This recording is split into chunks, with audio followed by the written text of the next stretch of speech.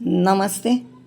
બહાર જતી વેળાએ, બહારગામ જતી વેળાએ, મૃત્યુ વેળાએ શું કરવું એની વિશેની વાત કરવી છે આજે. બહાર જતી સમયે તો આપણે વડીલોને પ્રણામ કરીએ છીએ, તેઓ આશીર્વાદ આપે છે અને સુખરૂપ પહોંચીને પત્ર લખજો એમ પહેલાં કહેતા, હવે પહોંચીને ફોન કરજો એમ કહે છે. કારણ કે બોલનારને અને જનારને બંનેને સુખરૂપ નહીં પહોંચાય તો એવી ભીતિ છે.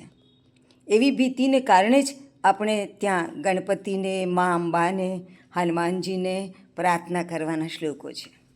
ભીતિગ્રસ્ત માણસ ભગવાનને શરણે ન જાય તો બીજે ક્યાં જાય? ત્યાં જ જાય ને. અને આ શરણ ગ્રહણના થોડા શ્લોકો જોઈએ, કામ લાગશે. હિન્દુઓને આ શ્લોકો આવડવા જોઈએ. વક્રતુંડ મહાકાય સૂર્યકોટિ સમપ્રભ નિર્વિઘ્નં કુરુ મે દેવ શુભ કાર્યેષુ સર્વદા. અંજની ગર્ભ સંભૂત કપીન્દ્ર સચિવોત્તમ રામપ્રિય નમસ્તુભ્યં હનુમન રક્ષ સર્વદા. અત્તસજ ધનુષા વિશુસ્પૃશો અક્ષયા શુગનિષંગ સંગીનૌ રક્ષણાય મમ રામ લક્ષ્મણૌ અગ્રતઃ પથિ સદૈવ ગચ્છતામ.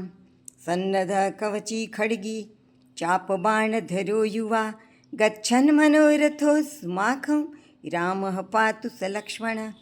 વિવાદે વિષાદે પ્રમાદે પ્રવાસે જલે ચાનલે પર્વતે શત્રુમધ્યે અરણ્યે શરણ્યે સદા માં પ્રપાહી ગતિસ્ત્વં ત્વમેકા ભવાની.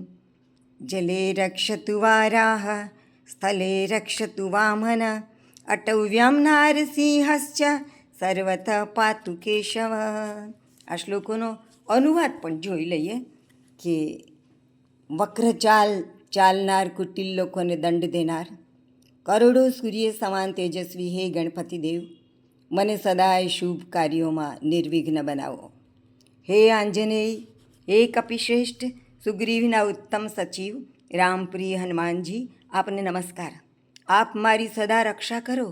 જેમણે સંધાન સજ્જ ધનુષ ધારણ કર્યું છે, જે બાણને સ્પર્શ કરી રહ્યા છે તથા જેમના ખભા પર અક્ષય બાણોનું તુણીર છે, તે રામ અને લક્ષ્મણ મારું રક્ષણ કરવા માટે માર્ગમાં સદા મારી આગળ આગળ ચાલો.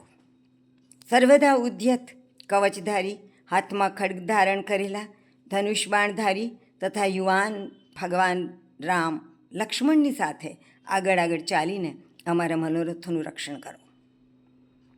વિવાદ, વિષાદ, પ્રમાદ, પ્રવાસ, જલ, અગ્નિ, પર્વત કે શત્રુ મધ્યે કે જંગલમાં, હે શરણ લેવાના લાયક ભવાની, મારું સદા રક્ષણ કરો.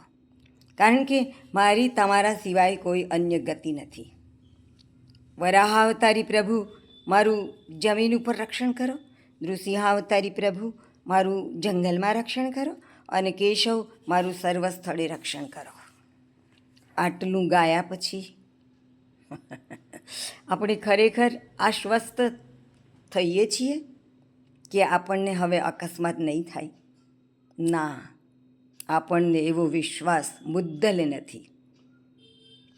કઈ પળે આપણને કાળ ભરખી જશે એની આપણને ખબર નથી. તો શું કરવું? વિમાનની ગમખ્વાર દુર્ઘટના અમદાવાદ ખાતે બની ત્યારે મેં એક કવિતા લખેલી કે અબોલા હોય તો તોડી નાખો, બગડ્યા સંબંધ સુધારી નાખો, ખબર નથી એનો ખ્યાલ રાખો કે કાળ કઈ પળે ભરખી જશે. બસ આ ધ્યાન રાખવાનું, કોઈની આરે કંઈ બગાડવાનું નહીં. નહીંતર આપણને એ મરી જશે ત્યારે એમ થશે બે એમની જોડે માફામાફી કરી લીધી હોત તો સારું હતું. આવું થાય. એટલાથી તો બચો. ક્યારે આવવાનો જ કાળ એની ખબર નથી, પણ આવવાનો છે એની તો ખબર છે જ ને. તો આટલું કરીએ તો કેમ? જલદ તમારા સ્વભાવને કૂણો કરી નાખો. મકાન બનાવ્યું છે તો એમાં પરિવારની તસવીર ટાંગો. માવતર જો હોય કલાકાર તો એમની કલાની છબી ટાંગો. પ્રભુ પૂજાની એક નાનકડી ઓરડી રાખો. હર પળે હરિનું સ્મરણ તમારે હૈયે રાખો. ખબર નથી કે કાલ કઈ પળે ભરખી જશે. બધું અહીંનું અહીં પડ્યું રહેશે, એ ભાન માયાથી ઉગારી લેશે. મોટા નાના સૌને એ ગળી જશે, એ ભાન અહમથી ઉગારી લેશે. પંચભૂતોના સંઘાતોને એક દાતરડામાં લણી લેશે. નામ સ્મરણના સિક્કાઓ ત્યાં ચલણે રહેશે. પુણ્યકર્મના સિક્કાઓથી દ્વાર ઉઘડશે. ખબર નથી, એનો ખ્યાલ રાખો કે કાળ કઈ પડે ભરખી જશે. ટૂંકમાં ગમે ત્યારે મરી જશું. જ્યાં જવા નીકળ્યા છીએ ત્યાં સુખરૂપ કદાચ નહીં પણ પહોંચીએ. જીવન આવું અવિશ્વસનીય છે. તેથી હર પળે મરવા માટે તૈયાર રહેવું એમાં જ ડાપણ છે. શાક માર્કેટ જવું છે. વરસાદમાં ભજીયા ખાવાની ઈચ્છા થઈ છે. એની માટે મરચાં, બટેટા, ખજૂર વગેરે લેવા નીકળ્યા છીએ અને રસ્તામાં ખૂંટિયાઓએ ઉડાડી દીધા. ભજીયા રહી ગયા ભજીયાને ઠેકાણે, અને આપણે અને આપણા સગાવાલા હોસ્પિટલમાં પહોંચી ગયા. ભગવાનનું નામ લઈને નીકળ્યા હોત તો આવું ન થાત એમ ના સમજવું. જે થવાનું છે એ તો થવાનું જ છે. એમાં ભગવાન આડો હાથ ધરવાનો નથી. તો પછી ભગવાનનું નામ શા માટે લેવું? હા, મને એક પ્રસંગ યાદ આવે છે. વર્ષો પહેલાં 26મી જાન્યુઆરીએ દેશભરમાં ભયંકર ભૂકંપ આવેલો. બહુ મોટી જાનહાનિ થયેલી. ત્યારે સવારને સમયે ગાંધી મહિલા કોલેજમાં અમે શિક્ષક ભાઈ બહેનો અને વિદ્યાર્થિનીઓ ધ્વજવંદન કરવા માટે કોલેજમાં તદ્દન ઉપલે માળે અગાશીમાં ભેળા થયેલા હતા. એ વખતે અમે લોકો ત્યાં ધ્વજવંદન કરતા હતા. પછી ધરતીકંપ આવ્યા પછી માંડી વાળ્યું અને નીચે કરવા માંડ્યા. પણ ત્યારે કે જ્યારે ધરતીકંપ આવેલો અને અમે કોલેજની ઉપલે માળે અગાશીમાં હતા, ત્યારે ધરતીકંપ આવ્યો કે તરત અમે સૌ દાદરો ઉતરવા માંડ્યા. દાદરાની દિવાલ ઉપર ટાંગેલા ફોટાઓ એટલું બધું હલતા હતા કે તેમના કાચ ફૂટી અને દાદરના પગથિયે પડતા હતા. તેથી દાદર ઉતરવાનું પણ જોખમી હતું. જે દિશામાં જવું હોય તે દિશામાં આપણા પગ દોડી શકતા ન હતા. ભૂકંપ આપણને એટલા અસ્થિર બનાવી રહેશે એ ખબર નહોતી. ધરતી અસ્થિર, પછી એની ઉપર ચાલનાર કેવી રીતે સ્થિર રહી શકે? હું સમજી ગઈ કે હવે આપણે ઘેર પહોંચીને સગાઓને મળી શકશું નહીં. કોનું શું થશે ખબર નહીં. એટલે હું રામ રામ રામ રામ રામ રામ રામ રામ રામ રામ રામ રામ જપતી દાદરો ઉતરતી હતી. તે વેળા એક છોકરી ડરની મારો હાથ પકડીને મારી સાથે રામ રામ કરતી ઉતરવા લાગી. નીચે ઉતર્યા પછી થોડી વારે ભૂકંપ શમ્યો.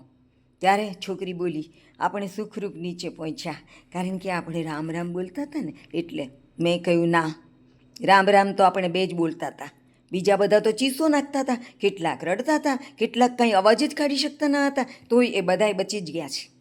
તેથી રામ નામ બોલવાથી આપણે બચી ગયા એમ નથી. નસીબમાં બચવાનું લખેલું હશે તેથી બચી ગયા છીએ. પણ મરતા વખતે ભગવાનનું નામ મોઢામાં હોય એ બહુ સારી વાત છે. એટલા માટે રામ રામ રામ બોલતા હતા. થોડા સમય પછી જાણવા મળશે કે કોણ કોણ મર્યું, કેટલા ઘાયલ થયા. છોકરીએ પૂછ્યું, તો પછી તમે રામ રામ રામ રામ કેમ કરતા હતા? ડરના માર્યા કરતા હતા? મેં કીધું, ના, દાપણની મારી કરતી હતી.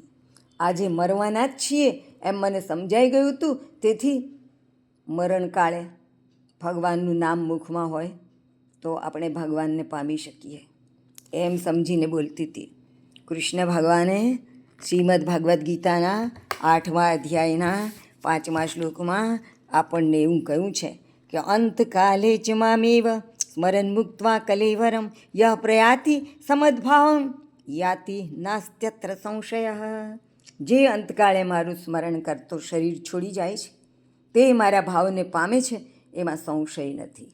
એટલે હું રામ રામ રામ રામ કરવા માંડી હતી. હવે મારા ઘરના માણસોની કઈ સ્થિતિ હશે એની મને ચિંતા થાય છે, એટલે હું જાઉં છું. એટલે મેં સાયકલ ઉપર મારા ઘર ભણી મારી મૂક્યું. પણ શરીરમાં હવે એ લોકોની ચિંતાને કારણે ધ્રુજારી છૂટતી હતી. પણ મને આ વાત એટલી બધી ગળે ઉતરી ગઈ જ ગીતાની કે મરણ સમયે રામ રામ રામ એટલા માટે બોલવાનું કે મૃત્યુ સમયે આપણા મુખમાં ભગવાનનું નામ તો હોય. બાકી એ આપણને મરતા બચાવશે એ વાતમાં કંઈ માલ નથી. આ બધું જ જન્મ મરણ બધું જ આપણી ભૂતકાળની જે બધી કર્મની યોજનાઓ છે ને એને લીધે બધું થાય છે. એટલે એમાં કોઈ ફેરફાર થવાનો નથી. આપણે મરણ પણ લખાવીને લાવ્યા છે જન્મની જેમ જ, અને બધા કષ્ટો પણ લખાવીને લાવ્યા છીએ. માત્ર એ બધા વખતે ભગવાનનું નામ લઈએ ને તો થોડી શાંતિ રહે અને છેલ્લે આપણને ભગવાન મળે. જય શ્રી કૃષ્ણ.